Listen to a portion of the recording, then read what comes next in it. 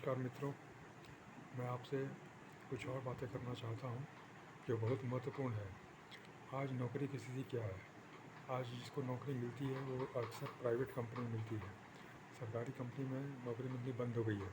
सरकारी विभाग में भी नौकरी मिलने की गुंजाइश बहुत कम हो गई है। प्राइवेट कंपनी में आज नौकरी करना कितना दुष्कर है हम शायद नहीं जानते। हम सरकारी कंपनियों के आदी हैं, सरकारी विभाग के आदी हैं, इसलिए हमें ये अंदाज़ा नहीं होगा कि प्राइवेट कंपनी में कैसे काम होता है। आज हमारे बच्चे, यंग बच्चे अब बहुत क्वालिफ़ाइड हैं और क्वालिफ़ाइड होने के बाद आज प्राइवेट कंपनी में काम कर रहे हैं। आज की नौकरी और आज से 20 साल पहले की नौकरी में बहुत बड़ा फ़र्क है। पहले टेक्नोलॉजी नहीं थी। हम लोग भी नौकरी करते थे उस समय 8 से 10 घंटे की नौकरी की ड्यूटी होती थी अमूमन। कभी ऐसी कोई इमरजेंसी आ गई तो फिर हमें और रुकना पड़ता था, लेकिन आम तौर पर 8 से 10 घंटे की ड्यूटी होती थी। 8 घंटे ऑफिशियल ड्यूटी, 1-2 घंटे आने जाने में या अन्य किसी कार्य में लगता था। तो कुल मिलाकर के 10 घंटे ही हमको बॉस के सामने रहना पड़ता था और बॉस की बातें माननी पड़ती थी। उसके बाद जब हम घर चले आते थे 5-6 बजे के बाद, और तो सुबह 8 बजे तक हम बॉस से मुक्त रहते थे। बॉस से फिर हमारी कोई बात नहीं होती थी। सुबह फिर जाने पर ही बॉस से का सामना करना पड़ता था या उनके साथ रहना पड़ता था। लेकिन आज टेक्नोलॉजी आ गई है। आज बहुत सारे सिस्टम आ गए हैं। व्हाट्सअप है, यूट्यूब है, फेसबुक है, हर जगह है। तो चौबीसों घंटे हमको बॉस के सामने रखते हैं। आज हर इंटरनेट से हमको सारे काम करना है। कभी हम ये नहीं बोल सकते कि हम आज बिज़ी हैं या हम आज व्यस्त हैं घर के काम में, हम आज नहीं कर सकते, या हमें कुछ खबर नहीं मिली इसलिए हम नहीं कर सकते। ऐसा नहीं है। आज 6 बजे ड्यूटी ख़त्म नहीं होती है, बल्कि वो चौबीसों घंटे ड्यूटी चलती रहती है। हर समय हमारा बॉस हमको कांटेक्ट करता है, हर समय हमारा बॉस हमसे बात करता है। हम कहीं भी रहें, वो कहीं भी रहे, लेकिन हमेशा वो बात करता है और हमेशा काम की बात करता है। हमेशा हमको काम करने के लिए आदेश देता रहता है। हमें हमेशा काम करते रहना पड़ता है। अपनी कोई प्राइवेसी नहीं, अपनी कोई ज़िंदगी नहीं, अपनी कोई पर्सनल लाइफ नहीं रहती है। हम कहीं भी रहें, हमको हमेशा आदेश आता रहता है, संदेश आते रहते हैं, ये काम करना है, वो काम करना है, ये रिपोर्ट देना है, वो रिपोर्ट देना है, ये पेपर निकालना है, वो डॉक्यूमेंट देना है। इस तरह से हमेशा हमें इंगेज किया जाता है। पैसे ज़रूर अच्छे मिलते हैं, लेकिन पैसों का इतना ज़्यादा इसकी वसूली होती है उसके एवज में कि आज के बच्चे बहुत परेशान हो जाते हैं। उन्हें रात में नींद भी नहीं आती है। आज परिवार में सुख चैन से रह नहीं सकते, शांत रह नहीं सकते, इसीलिए परिवार में भी खटपट होता रहता है। बच्चों को भी तकलीफ़ होती है कि हम आधी रात में या कभी भी नींद डिस्टर्ब होती है और किसी का फ़ोन आ जाए, किसी का व्हाट्सअप आ जाए तो उसको अटेंड करना है। यह बहुत ही दुष्कर चीज़ है और तनाव इतना ज़्यादा है बच्चों में कि आप सोच नहीं सकते हैं। आज पूरी ज़िंदगी उनकी तनावग्रस्त है। केवल वो सिर्फ कंपनी के बारे में सोचते हैं, कंपनी के फ़ायदे के बारे में सोचते हैं। अपने बारे में, अपने परिवार के बारे में तो सोचने का समय नहीं रहता है। आज उनको पैसे मिल रहे हैं, लेकिन सुविधाएं मिल रही हैं, लेकिन वो सुविधा का कोई असर नहीं पड़ रहा है, क्योंकि उनका मानसिक तनाव हमेशा बना हुआ है। यह हमको देखना पड़ेगा, सोचना पड़ेगा। आपस में पति पत्नी के झगड़े होते हैं। पत्नी भी आजकल नौकरी में करती है, वो भी तनाव में रहती है, वो भी परेशान रहती है, उसका भी बॉस हमेशा सामने बैठा रहता है। इसलिए कभी उनको अपनी ज़िंदगी के बारे में सोचने का मौका नहीं मिलता, अपने पारिवारिक ज़िंदगी के बारे में सोचने का मौका नहीं मिलता। वो तनावग्रस्त रहते हैं, आपस में झगड़े होते हैं, आपस में वाद विवाद होता रहता है, बच्चे उसमें सफ़र करते हैं और परिवार जो है वो तनावपूर्ण वातावरण में बना रहता है। यह बहुत ही दुखद बात है, बहुत ही ये मुश्किल वाली बात है। ट्रांसफ़र कहीं न कहीं हो सकता है, कहीं भी हमको भेजा जाएगा, हमको कोई मना नहीं कर सकते हम। अभी हाल ही एक उदाहरण सुनने को मिला कि एक हमारे मित्र हैं, उनका बेटा मुंबई में किसी अच्छे मेडिकल कंपनी में सेल्स में था, सेल्स मैनेजर था। अच्छे खासे पैसे मिल रहे थे, अच्छा फ्लैट था, गाड़ी भी मिली हुई थी। लेकिन कोरोना के टाइम में, जबकि सब लोग घर के अंदर बंद हैं, लॉकडाउन लगा हुआ है, फिर भी उसे आदेश होता था कि तुम ऑफ़िस जाओ और ऑफ़िस में काम करके आओ। तो घर से नहीं बल्कि ऑफ़िस में जाता था। ऑफ़िस में जाने की हमेशा आवश्यकता पड़ती थी और उसे आदेश दिया जाता था। जाता था वहाँ पर, जबकि पूरे मुंबई में सब जगह दहशत फैली हुई थी कोरोना की। एक एक दिन में 2-2 हज़ार 3-3 हज़ार केसेस आते थे। उस समय वो भी अपने ऑफिस आता था कुछ लोगों के साथ में।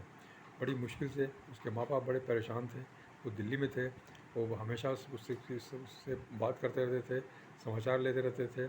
उसकी एक पत्नी और उसकी एक बच्ची थी, और वो दोनों भी असुरक्षित थे। उसकी पत्नी तो घर में रहती थी, उसने भी नौकरी छोड़ दी थी उस समय, लेकिन इसकी नौकरी चल रही थी। इसलिए इतना परेशान था ये, 1-1.5 साल तक उसे कभी भी चैन नहीं मिला और हमेशा उसको ऑफिस जाना पड़ता था। दूसरी लहर में, जबकि 2021 में जो लहर आई, उसमें भी उसे उसे उसे जाना पड़ रहा था। उसी समय अचानक उसके बॉस की, डायरेक्टर जो थे उसके, उनको कोरोना हो गया, उनकी पत्नी को कोरोना हो गया और बहुत ज़बरदस्त ढंग से वो लोग बीमार हो गए। उनको भी ऑक्सीजन की कमी हो गई, हॉस्पिटल में उनको भी जगह नहीं मिल रहा था। बड़ी मुश्किल से वो घर में पड़े हुए थे, या कहीं नर्सिंग होम में बड़ी मुश्किल से कहीं उन्होंने जगह ली। उसके बाद जब वो बीमार पड़ गए, तब उन्होंने इस बच्चे को कहा कि देखो तुम ऑफिस मत जाओ, तुम घर से ही सब काम करो, ऑफिस बंद कर दो। अब बताइए कि 1-1.5 साल से जो व्यक्ति आदेश दे रहा है अपने मातहत के अधिकारी को कि तुम बराबर ऑफिस जाओ, ऑफिस में तुमको काम करना है, उसको ये समझ में नहीं आया कि कोरोना कल उसको हो जाएगा तो कौन उसको देखेगा, हमारी कंपनी का काम कैसे करेगा। वो सिर्फ अपने काम से उसको मतलब था और वो काम लेता रहता था। लेकिन जब उसे कोरोना हो गया, उसकी पत्नी को कोरोना हो गया, उसे कष्ट होने लगा, तकलीफ़ बढ़ी, तब उसको ध्यान आया, उसने कहा कि नहीं, तुम आपको कोरोना ऑफिस मत जाओ, ऑफिस बंद कर दो, अभी बहुत ही कठिन समय है, अभी तुमको रिस्क नहीं लेना है। अब बताइए कितनी दुखद बात है, कितनी ये शर्म की बात है कि एक अधिकारी इस तरह से व्यवहार करता है। चूँकि वो प्राइवेट कंपनी थी, वो लड़का कुछ बोल नहीं सकता था, या कुछ विरोध नहीं कर सकता था, मना नहीं कर सकता, नौकरी की उसको पड़ी थी, इसलिए वो जाता था। उसके पिताजी ने हमें ये बात बताई कि ऐसा होता है, कभी भी हम लोगों ने ऐसा नहीं किया अपने मातहत के साथ, हम लोग हमेशा मानवता के साथ की बात करते हैं। लेकिन उस व्यक्ति ने, वो डायरेक्टर था, इतने बड़े ओहदे पर था, लेकिन उसे सिर्फ अपने काम की पड़ी थी। उसने कभी नहीं सोचा कि 1-1.5 साल तक ये आदमी जा रहा है ऑफिस और उसको कहीं कोरोना हो गया, उसके पूरे परिवार को कोरोना हो जाएगा, तो कहाँ ये रहेगा और क्या होगा फिर। उसे सिर्फ अपने काम की पड़ी थी। जब उसे अपने स्वयं को कोरोना हुआ, तब उसे इसका ख्याल आया कि नहीं, अब उसको नहीं जाना है, तब उसने मना किया उसको जाने के लिए। तो ये ऐसा होता है प्राइवेट कंपनियों में, इस तरह की नौकरी होती है। एक और उदाहरण हमने देखा था कि एक इंश्योरेंस कंपनी थी, उसमें एक मैनेजर था, सेल्स मैनेजर था। उसको ड्यूटी रहती थी सारे जो सेल्स के लोग थे उनकी प्रोग्रेस रिपोर्ट देना और उनको कंसोलिडेट करके पेश करना। हर 30 तारीख को या महीने के अंतिम दिन उसको सारे रिपोर्ट्स पेश करने पड़ते थे, और जो टारगेट होता था उसको टारगेट पूरा करना होता था। टारगेट पूरा नहीं होता था तो उस पर फिर जवाब सवाल होता था, उसको डांट पड़ती थी, उसको वार्निंग मिलती थी। ऐसी स्थिति हो गई थी। अचानक एक दिन क्या हुआ, उसकी पत्नी की तबीयत ख़राब हो गई, बल्कि उसे एक प्रसव डिलीवरी होने वाली थी और उसको दर्द शुरू हुआ, और 30 तारीख के ही दिन उसको काफ़ी परेशानी हुई और उसको पत्नी को हॉस्पिटल में एडमिट करना पड़ा। उसका बॉस जो है फ़ोन पर फ़ोन कर रहा है, व्हाट्सएप पर व्हाट्सएप कर रहा है, अब ये डॉक्टर से चेकअप करा रहा है, कैसे जवाब दे। जब उसने एडमिट कर लिया उसकी पत्नी को, और उसकी पत्नी थोड़ी सी आराम में आ गई, तब इसने फिर फ़ोन किया अपने बॉस को और कहा कि मैं आपका बॉस आपका फ़ोन कॉल नहीं उठा पाया, उसका कारण ये है कि हमारी पत्नी की तबीयत ख़राब है। उसके बॉस ने कहा कि अरे, तुम्हारी पत्नी की तबीयत ख़राब है, तुमने बताया क्यों नहीं। क्या हुआ तुम्हारी पत्नी को। कहा कि सर, वो तो डिलीवरी होने वाली है, बच्चा होने वाला है, मैं उसको एडमिट कराया हूँ। कहा कि तो एडमिट कराया तो तुम क्या कर रहे हो, तुम अपना काम करो, तुम अपना आके ऑफिस में काम करो या घर पर काम करो आकर के। तो कहा कि सर मैं यहाँ खड़ा हूँ, अटेंड करना है। तुम क्या अटेंड करोगे, तुम कोई डॉक्टर हो क्या, तुमने जो करना था कर दिया, अब उसको पहुँचा दिया हॉस्पिटल में, अब उसको डॉक्टर जो ट्रीट करना होगा करें, तुम वहाँ खड़ा होकर क्या करोगे। तुम जाओ ऑफिस में आकर अपना काम करो और अपने टारगेट को पूरा करो। यह सुनकर वो जो एम्प्लॉय था वो सन्न रह गया। बहुत ही उसे आश्चर्य हुआ कि कैसे ये आदमी बात कर रहा है, जिसकी पत्नी बीमार है, हॉस्पिटल में है, तो वो उस आदमी को बोल रहा है कि तुम पत्नी को हॉस्पिटल में छोड़ दो डॉक्टरों के सहारे और तुम जाके काम करो। उसे बहुत गुस्सा आया, लेकिन वो क्या करता, उसको भी तकलीफ़ थी।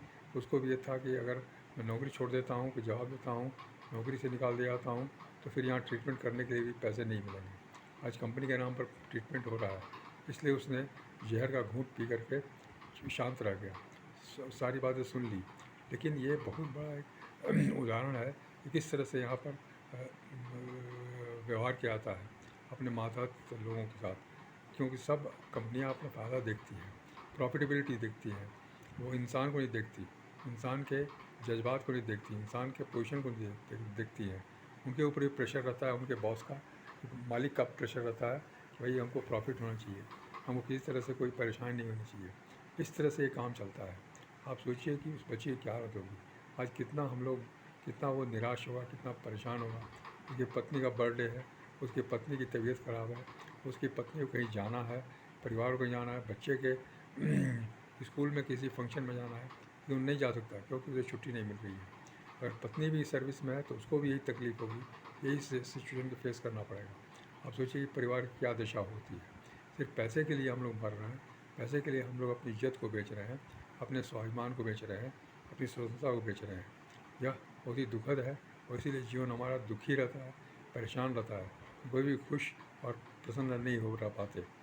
तो इसीलिए कहा जाता है कि पैसे से सब कुछ नहीं होता, बल्कि सोच से सब होता है। सोच के कारण हम खुश होते हैं या दुखी होते हैं। हमें इस बात को समझना है कि हमारी सोच क्या है, हमारा विचार क्या है, उसी के अनुसार हमको सुख या दुख मिलेगा। यही महत्वपूर्ण है। अब आगे और बात इसके बारे में बात करूँगा मैं। तब तक के लिए धन्यवाद, नमस्कार।